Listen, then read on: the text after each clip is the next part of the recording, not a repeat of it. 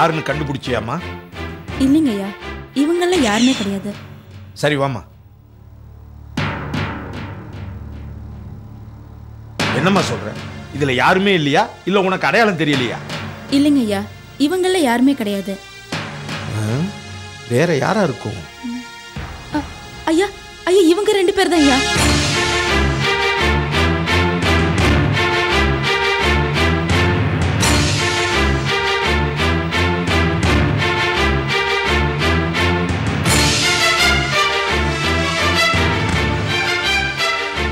அண்ணாச்சி, என்ன மன்னிச்சிருங்க. உங்க முயற்சியால உண்மையான குற்றவாளிகள் அடையாளம் காட்டப்பட்டிருக்காங்க. ஒரு நிரபராதி காப்பாற்றப்பட்டிருக்காரு. உண்மைதான் சார். உண்மையிலேயே எனக்கு ரொம்ப சந்தோஷமா இருக்கு. முருகானந்தம், அது சரி சரசு, முருகானந்தத்துக்கிட்ட வரும்போது ரொம்ப நிதானிச்சு பாத்தியே, அதுக்கு என்ன காரணம்? சம்பவம் நடந்த அன்னைக்கு என்ன தெய்வம் மாதிரி வந்து காப்பாத்தந்தே இவர் தாங்கய்யா. இவரும் இவர் பொண்டாட்டி பிள்ளைங்களும் எப்பவுமே சந்தோஷமா இருக்கணும். கான்ஸ்டபிள்ஸ், அவங்க 2 பேரையும் கூட்டு போங்க.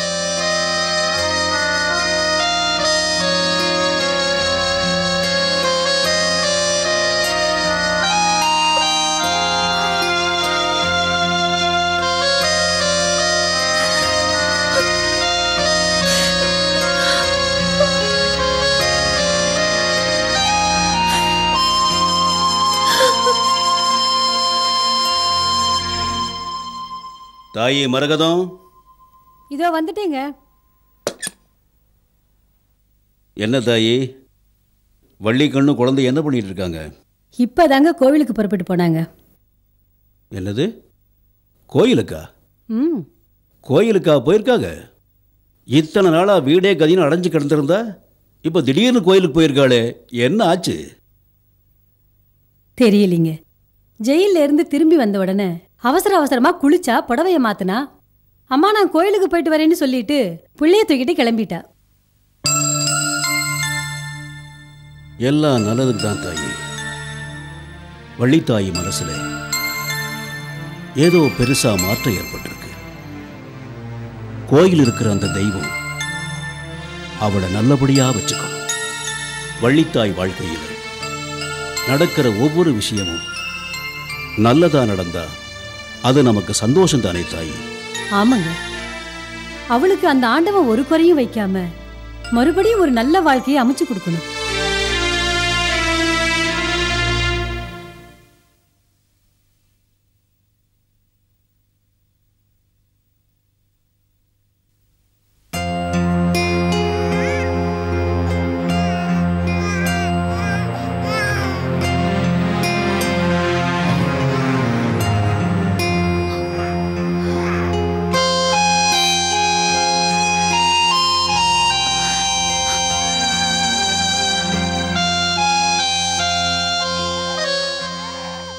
வித்யா, வந்துட்டியா வள்ளி? நீ வருவேன்னு நான் கொஞ்சம் கூட எதிர்பார்க்கல. என்ன மன்னிச்சிட்டியா? நீங்க தான் என்ன மன்னிக்கணும். ஏன்னா இத்தனை நாளா உங்களை தப்பாவே புரிஞ்சிட்டு இருந்தேன். மன்னிக்கிறதா? என்ன தப்பா புரிஞ்சுக்கிட்டேன்னு சொன்னீங்க, அதுவே போதும் வள்ளி. இல்லைங்க, நான் உங்களை மரியாதை குறைவாவே பேசிட்டேன். என்ன மன்னிச்சிட்டேன்னு சொல்லுங்க. அதெல்லாம் எப்போவும் மறந்துட்டேன் வள்ளி. நான் நல்லவனா மாறணுன்றதுக்காக தான் நீ அப்படியெல்லாம் சொன்ன. உன் ஆசைப்படியே நான் நல்லவனா மாறிட்டேன். இப்போ உனக்கு சந்தோஷம் தானே? சந்தோஷம் தாங்க.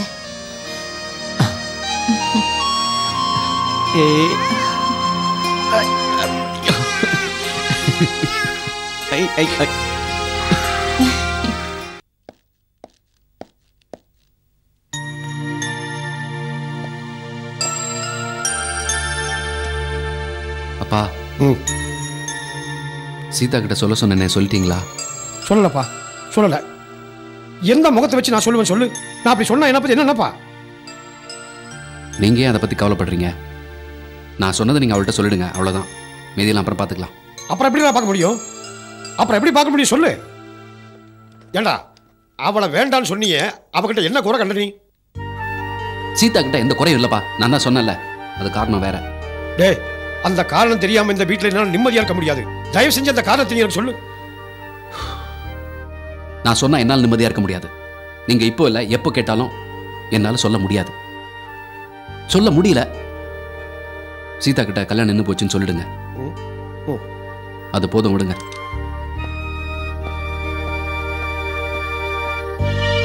அவன் இஷ்டத்துக்கு எல்லாம் செஞ்சுட்டு இருப்பான், நான் அதுக்கு தலையாடணும். ஆமா, அந்த பொண்ணு கொஞ்சம் கூட யோசிக்க மாட்டான் போல இருக்கு. சீ.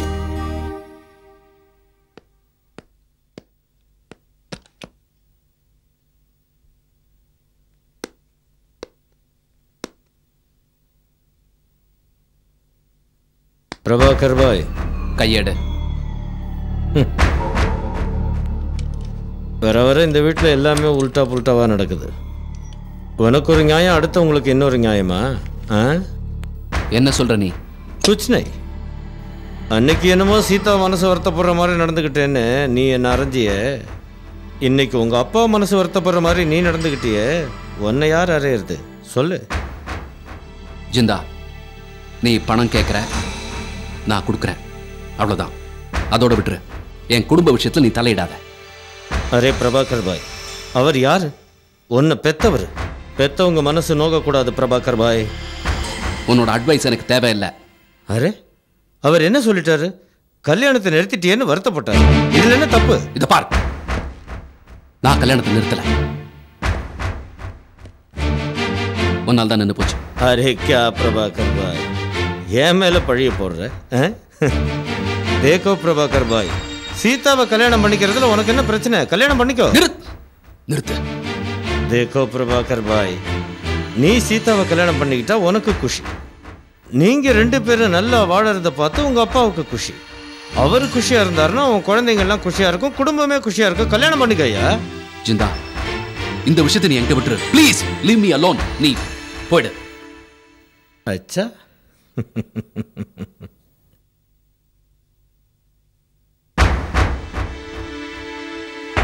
இப்ப போறேன். ஆனா மறுபடியும் வருவேன், மறுபடியும் வருவேங்கிறேன்.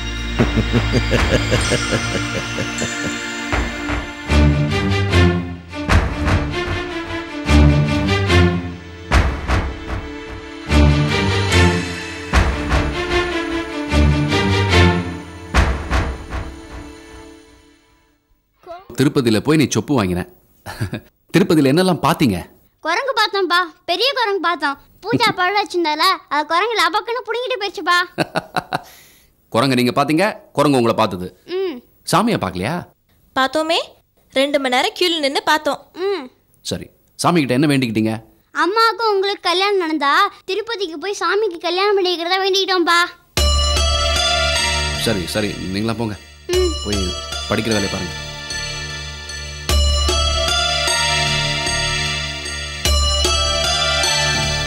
வாசிதா, நானே உன்னை கூப்பிட்டு பேசணும்னு இருந்தேன். அப்பா ஏதாவது உங்ககிட்ட சொன்னாரா? இல்ல. அப்பாவை உங்ககிட்ட சொல்ல சொன்னேன் நம்ம கல்யாணத்தை பற்றி. அவர் உங்ககிட்ட சொல்லலை போல இருக்கு. இருந்தாலும் யாராவது சொல்லி தான் ஆகணும். எப்படி உங்ககிட்ட சொல்கிறதுன்னு தெரியல. கஷ்டப்படாதீங்க. நீங்க என்ன சொல்ல நினைக்கிறீங்களோ அது எனக்கு தெரியும். தெரியுமா? இப்ப இந்த கல்யாணம் நடக்க போறதில்ல, அதானே? எனக்கு எப்படி தெரியும்னு பாக்குறீங்களா? சீதா, மாமி சீதா, வாங்க அண்ணாச்சி, வாங்க, உட்காருங்க. இருக்கட்டும்மா. வெயில்ல வந்திருக்கீங்க, ஜில்லுன்னு ஏதாவது குடிக்க கொண்டாடட்டுமா? வேண்டாம் தாயி, மனசே ஜில்லுன்னு குளிர்ந்து போயிருக்குது. ஒரு சந்தோஷமான சமாச்சாரம் சொல்லிட்டு போக தான் வந்தேன். இந்தா முதல்ல இனிப்பு எடுத்துக்க. என்னங்க அண்ணாச்சி? ஒரு பெத்த தகப்பனோட உண்மையான சந்தோஷம் தாய். என் மக வள்ளி அந்த சந்தோஷத்தை எனக்கு பரிபூர்ணமா கொடுத்துட்டா. என்ன சொல்றீங்க? ஆமாமா, என் மக வள்ளி என் மருமக முருகானந்த மேல இந்த கோபத்தையெல்லாம் விட்டுட்டு மறுபடியும் அவங்க கூட சேர்ந்து வாழ சம்மதிச்சுட்டா. அப்படியா? கேட்கறதுக்கே ரொம்ப சந்தோஷமா இருக்குங்க அண்ணாச்சி. ஒரு மனுஷன் நல்லது செய்யறதுக்காக ஆண்டவன் நிச்சயமா ஒரு சந்தர்ப்பத்தை கொடுப்பான். அந்த சந்தர்ப்பத்தை முருகானந்தத்துக்கு ஆண்டவன் கொடுத்துட்டான் தாயி. அந்த ஜெயில் வார்டன் அவன் கூட்டாளி செஞ்ச தப்ப முருகானந்த மேல பழிய போட்டாங்க. அந்த தாய் சரசு தன்னை அந்த பாவைகிட்ட இருந்து காப்பாத்துறது முருகானந்தம்னு வாக்குமூலம் கொடுத்துட்டா.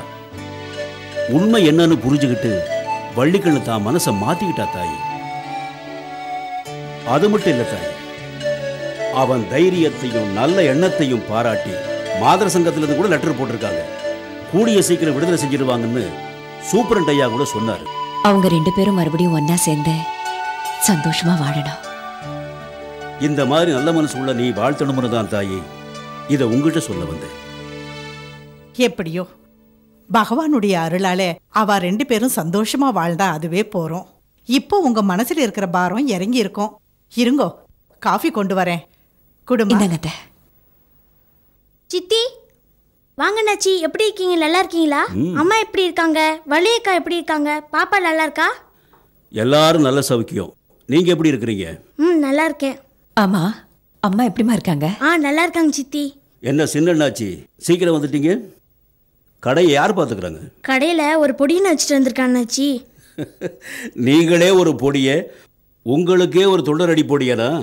ஆமா, என்ன விஷயம் வந்தீங்க?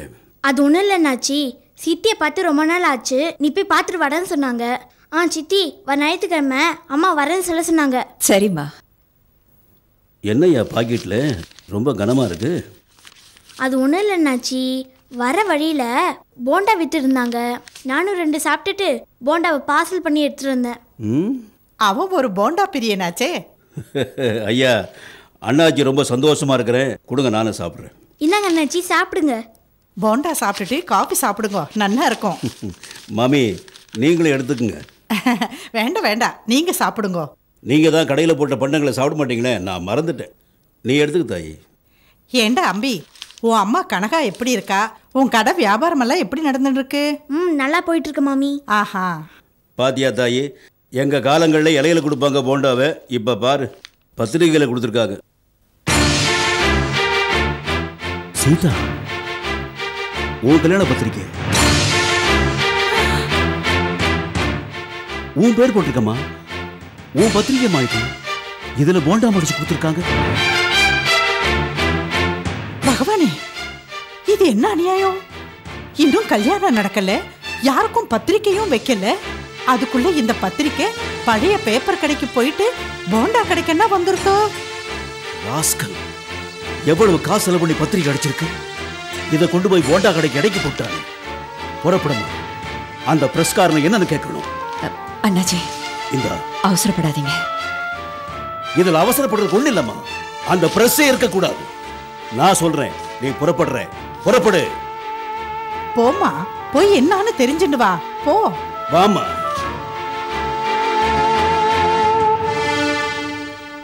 நீ வாடா அம்பி, வா.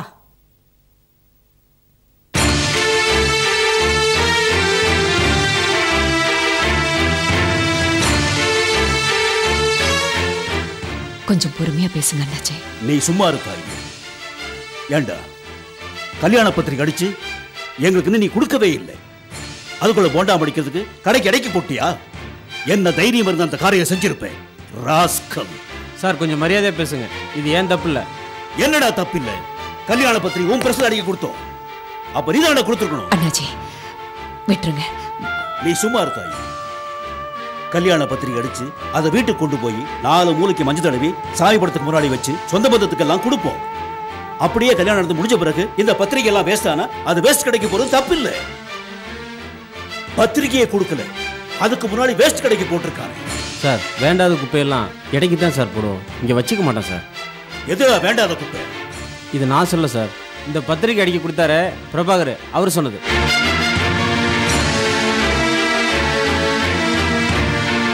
கல்யாணம் நின்று போச்சு, பத்திரிக்கை அடிக்கிறது நிறுத்த சொன்னார். அடித்த பத்திரிக்கைக்கு பணத்தையும் கொடுத்துட்டாரு. பத்திரிக்கை என்ன பண்ணு கேட்டேன் சார். அவர் எடுத்து குப்பையில் போட சொன்னார். நான் எடுத்து எடைக்கு போட்டேன் சார். கல்யாணம் ஏன் நின்று போச்சு சொன்னார்? கேட்டதுக்கு கோவமா திட்டிட்டு போயிட்டார் சார்.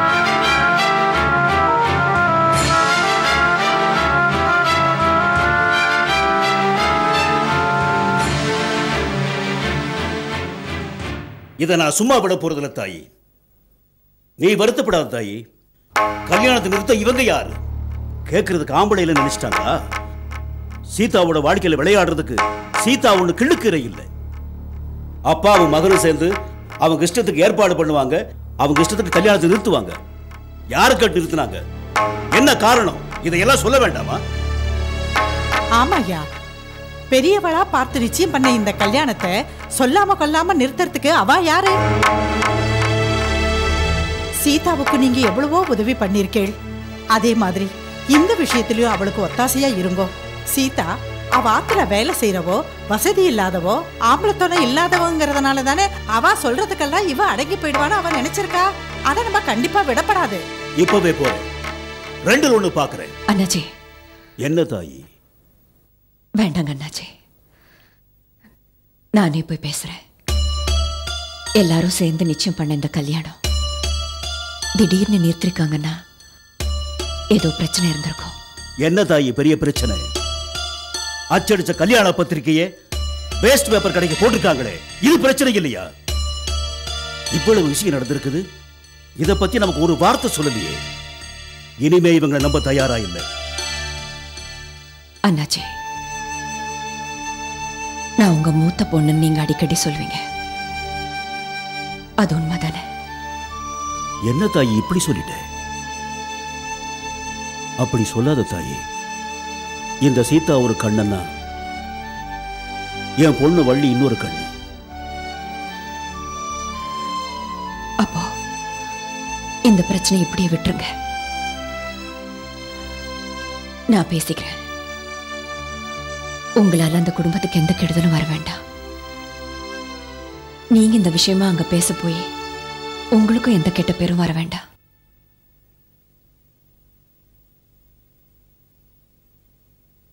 I'm sorry Sita. கல்யாணத்தை நிறுத்தினதை உங்ககிட்ட தான் முதல்ல சொல்லியிருக்கணும். எனக்கும் அப்பாவுக்கும் தைரியம் வரல.